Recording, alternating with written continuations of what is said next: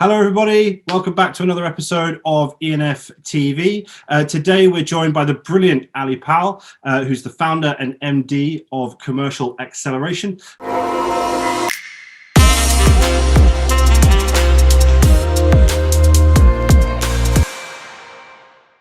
Ali, thank you so much for joining us today.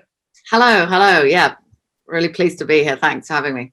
It's brilliant to finally have you on the show. I know that obviously we spoke a few weeks back, and I was obviously keen to get you on the show due to a few things that we spoke about, and we seem to be certainly on the same page on a few topics. The way we like to start the show is generally just to try and find out a bit more about the guest, a bit more about you, your background, of course, how you came to start your own business. So yeah, please do tell us a bit about yourself. Yeah, thanks. So as you'll hear, I have a bit of a strange accent because I grew up in Hong Kong for 20 years.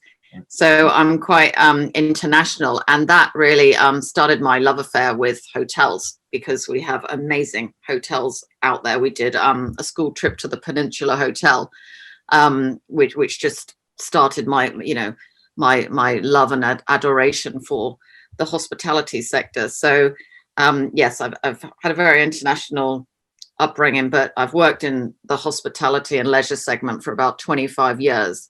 Yeah. So I have worked for a lot of the big hotel chains. So Hilton, Intercontinental Hotels Group, Whitbread Premier Inn. I've come from, I would say, a very customer and commercial background. So I think I started on some sort of fast track graduate program, that Hilton offers, where you get assessed what your strengths are.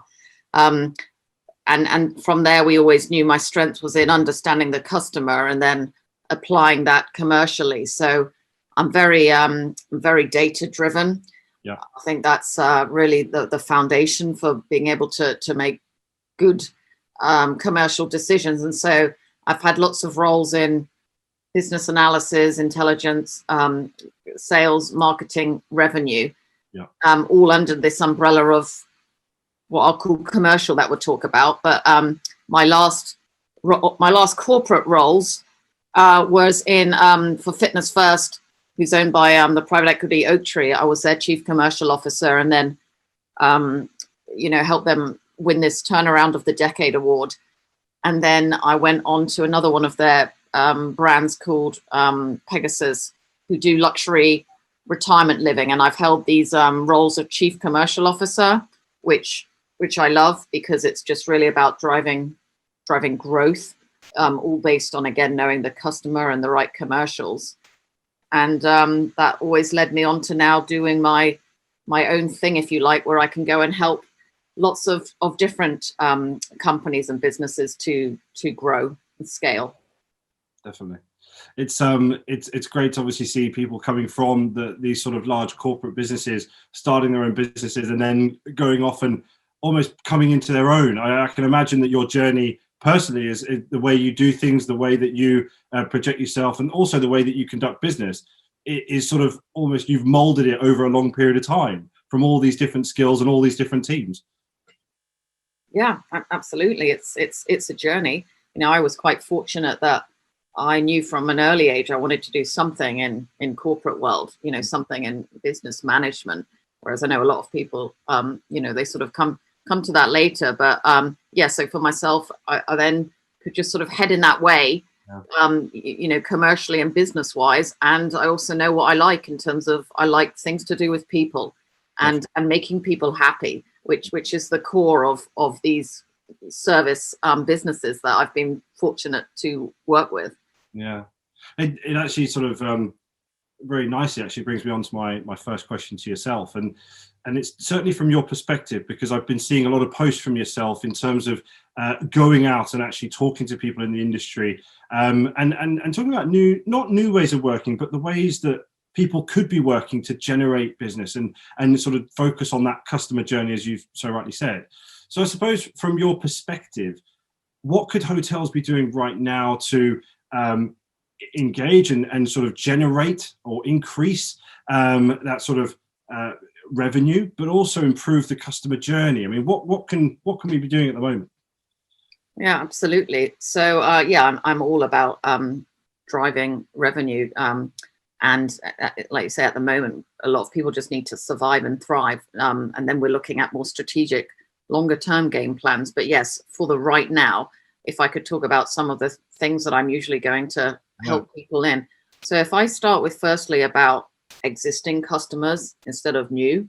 So, there's a lot of great science behind why nurturing your existing database is so cost efficient. Harvard Business Review would say it's between 7 and 25 times more cost efficient to retain and keep your existing database and try to grow more value out of them. So with that sort of as a foundation, one of the things I would be encouraging people to do is to look within their CRM system. They'll have some form of database depending on the size of the operation. And, hopefully also some personal information there, obviously all data compliant, but around what people's preferences are, perhaps, they might like spa or country breaks. So look at who you have on your database and try to be communicating with them to keep them abreast of what's going on in the hotel. So, obviously it's all the COVID legislation and what you're doing. That's, that is just a hygiene factor at the moment, literally.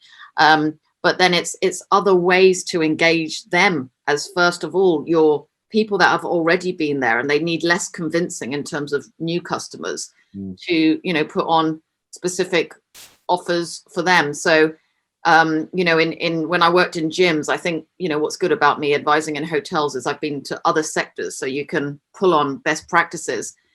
And in gyms, for instance, when I worked at Fitness First, we were all about driving customer lifetime value. That was our hero metric.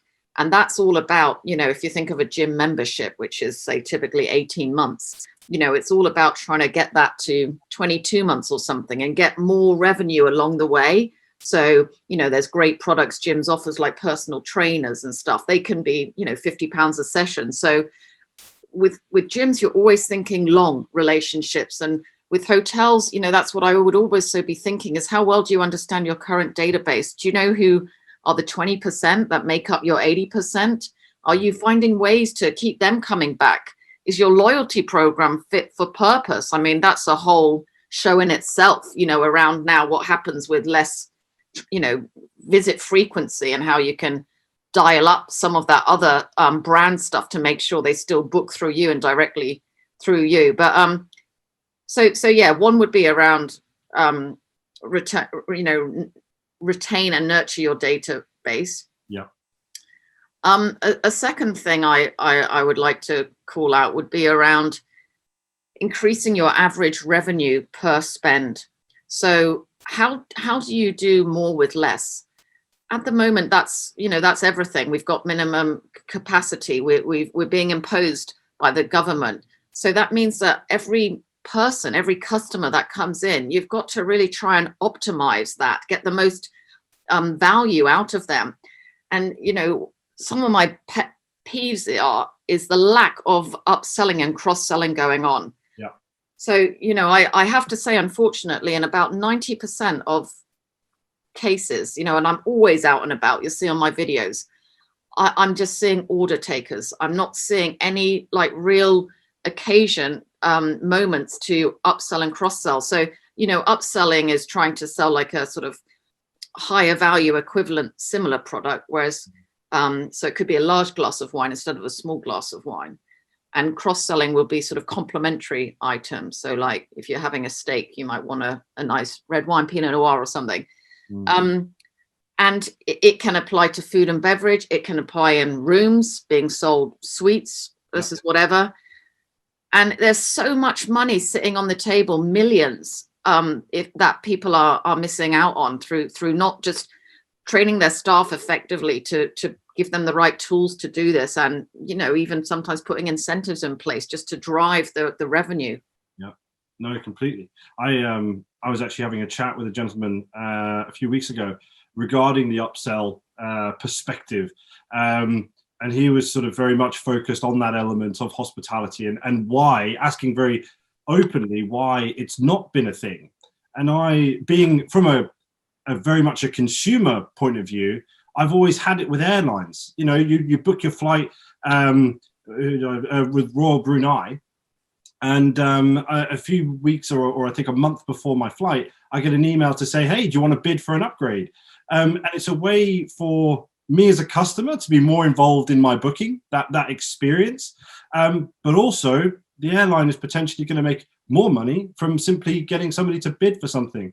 And that's not something I've ever seen, ever, in the hospitality industry or the accommodation hospitality industry anyway.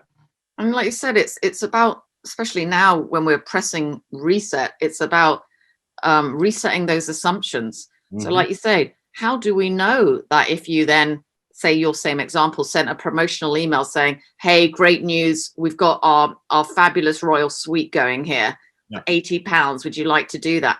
You know, why is there an assumption that we're going to be turned away like that? How do we know it's not someone's birthday or some occasion, or just, you know, trying to suck up to their partner, whatever?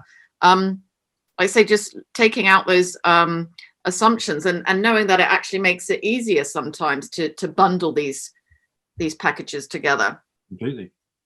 So yeah, we've talked about you know, loyalty, we've talked about upselling, cross-selling. Another area I would like to touch on is partnerships. Yes. So, you know, I'm always talking about the commercial mix, and by that, you know, I mean the typical P's: price, place, people, product, promotion. You know, we all know that, and we should all be looking to optimize and pivot on those. But partnerships is one that I don't see a lot of going on. And why, again, I think this can open up opportunities is because it can open you up to a new market straight away that could be relevant, that it's a win-win for each other. So if we take an example of hotels, how do you make your customer's journey easier? Well, for instance, if you're in a countryside hotel, you know, it might be that they're looking for a bit of activity, going cycling, for instance. So if you've already got relationships in the cycling, that can make the customer's experience better, but it also means that cycling shop down the road, who's got whatever 10,000 customers, they then also might be, you know, referring their customers onto you. It's a very simple example, but there are so many partnerships going on in other industries. You know, Lego and Adidas have just formed a shoe together. You know, Cadbury's and Age UK. There's ones that are lovely from a social purpose point of view. There's ones that are just smart commercially. So, you know, just think through that and think out the box. Where's the new partners? Where's the new customers? And then my, I think, final area, because I know we've got other questions to go through here in terms of quick wins, would be answering your reviews. So, you know, obviously being very data geeky, I love feedback. You know, the amount that you can get off TripAdvisor, Google reviews, you know, so many social media feedback coming back at you these days. And yet what I'm sort of seeing is that a lot of people aren't realizing the power of these reviews, that, you know, it can be 80% influencing a customer's decision. And yet, if you look at actually how many hotels or anything, I look at visitor attractions, I look at all sectors, are responding to these reviews. It's like nothing sometimes, like 30% or 40%. It should be like 80% at least. Because again, coming back to upselling, there's so many examples. If you can, let's just take a good review. Someone that says, oh, I give you 5-star, I really loved your hotel, it was amazing. And then you come back and say, you know, well, really, thank you so much for doing that. And, you know, we would like to also tell you that, for instance, we're offering a suite promotion in November. Whereas, you know, if you book a suite, we'll give you maybe 2 nights for the price of one or something, but just something. It will then also drive the recurring revenue, which is the whole thing for getting profit. So it's using those reviews as a moment to integrate keywords, you know, that will also help you with Google, and turn just customers into raving fans, because then they're your salespeople anyway. You know, and also if it's bad reviews, you know, deal with those and turn that into the best you can as well, positive. Definitely. And it's something that obviously we've spoken about before, but it's about getting the hospitality industry to sort of start being more creative. It is a shame that it's taken a pandemic to drive our way of working to change. It's an unfortunate but also a necessity now, where we have to start being more creative. We have to start looking at ways of being able to drive business now, and also looking at that long-term relationship gain. Because as you said, if you've got these great reviews, if we just use that example, if we've got these great reviews and you're replying to them, as you say, word of mouth, those people then become your salespeople. And then they could become your long-term customers that do come when there is a birthday. They do book that suite. They do book in advance their restaurants, and their meals and so on and so forth. That then becomes the business that is a now rather than the future. So no, I completely agree with you. And I know that these discussion points about driving revenue right now will resonate with people now, which is exactly why I wanted to touch on it today.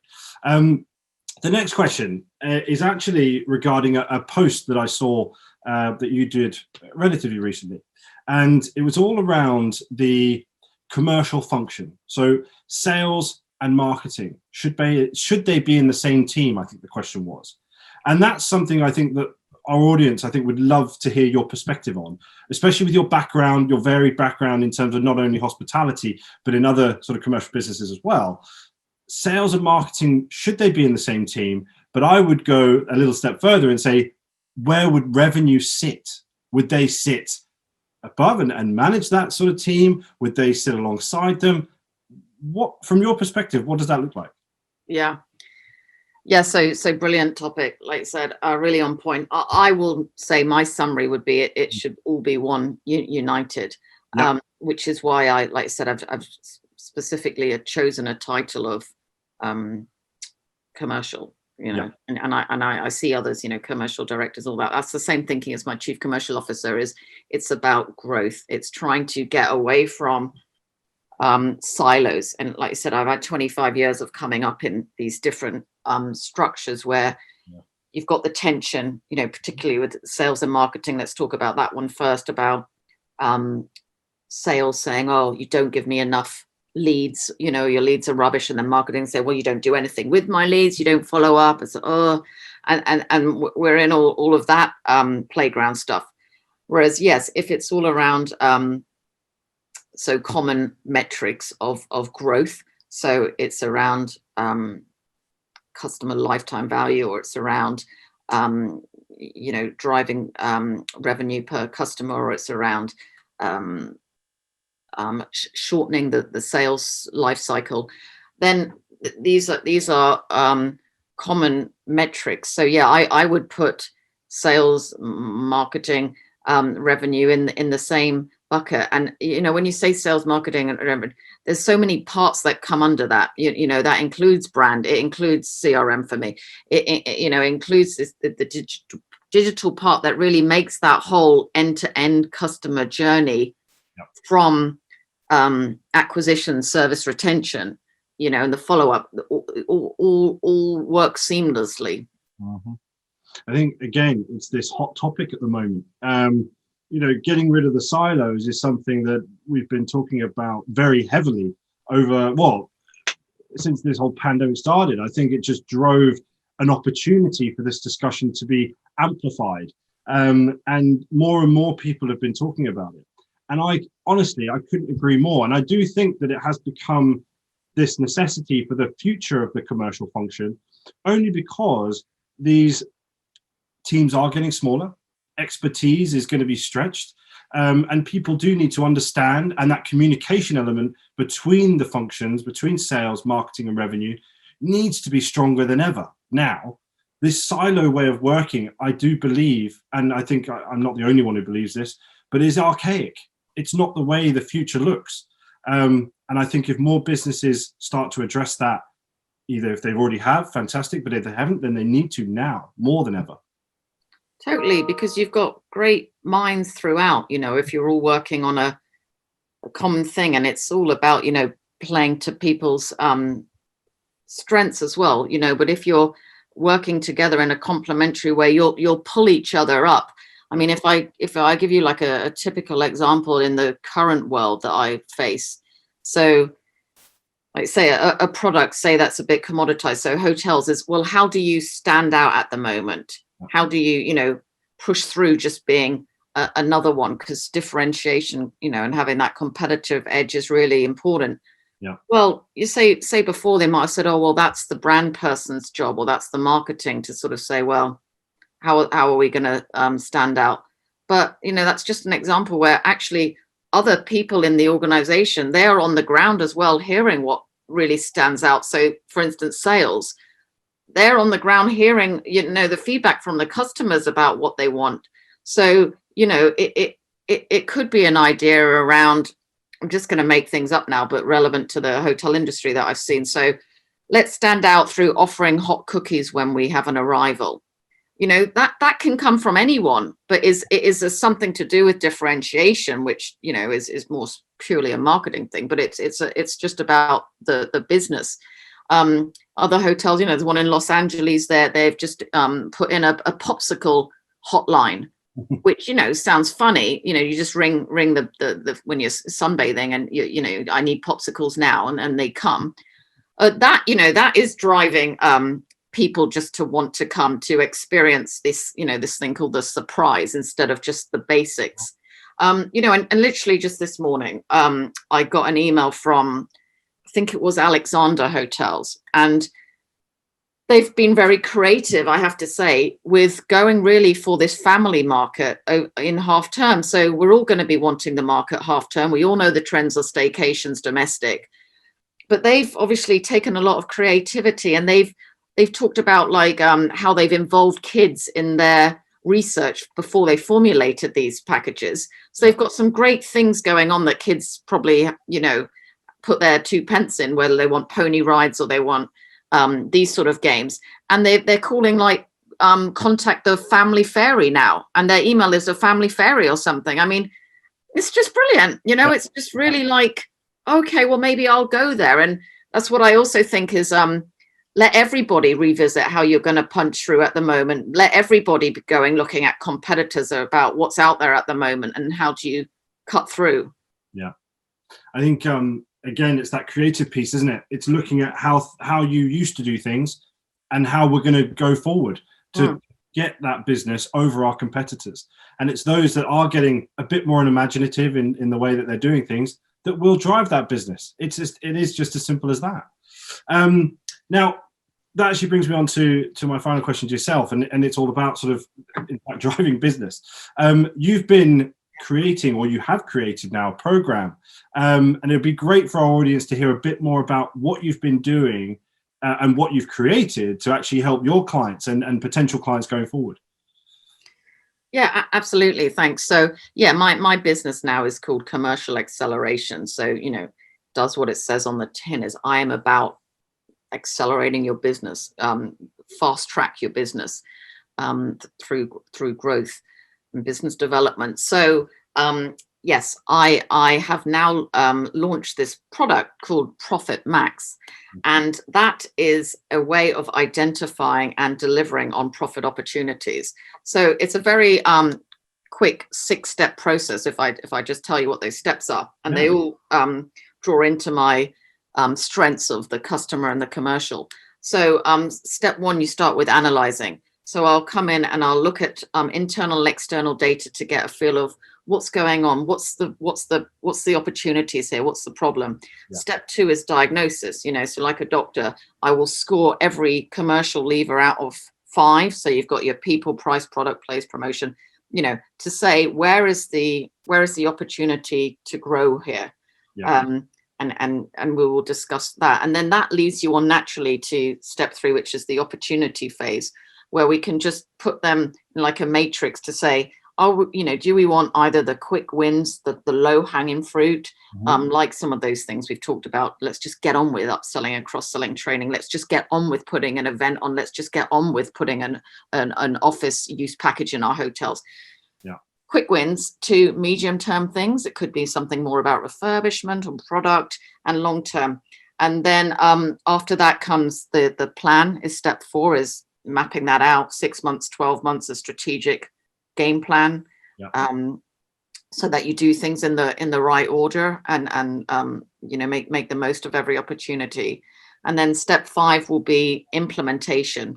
So depending on what the area is, it could actually just be getting on with the execution of that, putting the campaign in place, doing the training, putting in mystery shopping, you know, changing your rates strategy, and then pushing them out.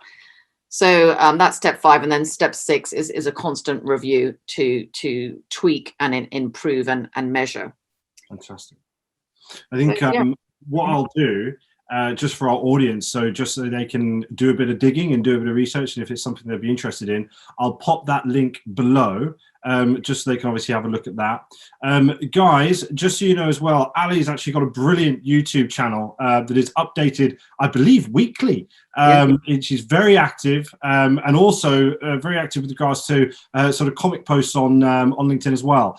So please do check out her LinkedIn profile. I will be putting that down below as well.